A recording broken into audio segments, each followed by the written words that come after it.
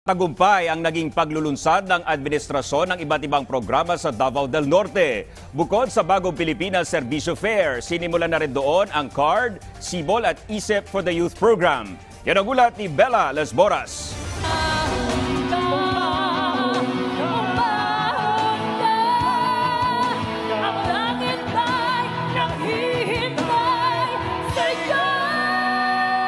Sa isang makulay, libre at masayang pasasalamat concert, nagtapos ang Bagong Pilipinas Serbisyo Fair kagabi sa Davao del Norte. Ilang sikat na personalidad at banda ang nagtanghal dito, bagay na lubos namang ikinasaya ng mga residente.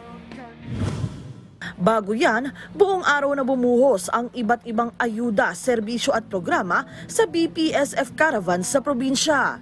Sa kabuuan, pumalo sa 913 million pesos o halos 1 bilyong pisong halaga ng tulong at serbisyo ang naihatid ng administrasyon sa Davao del Norte para sa higit 250,000 na benepisyaryo. But wait, there's more. Bukod sa BPSF Caravan, inilunsad din sa Davao del Norte ang ilang mahalagang programa tulad ng Integrated Scholarship and Incentives o ISIP for the Youth Program para sa mga estudyante, Startup Investments, Business Opportunity and Livelihood o SIBOL Program para sa mga maliliit na negosyante sa lugar, at Cash Assistance and Rice Distribution o CARD Program para sa mga kababayan nating kapuspalad sa probinsya.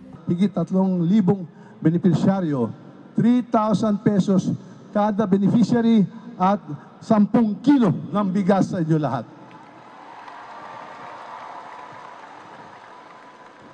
Sa halip po ng ating pagtataas ng nakikita ng presyo ng bilihin, yun po talaga ang inisip natin, kaya yan ang utos ng ating mahal na presidente na bigay natin lahat ng tulong sa taong bayan.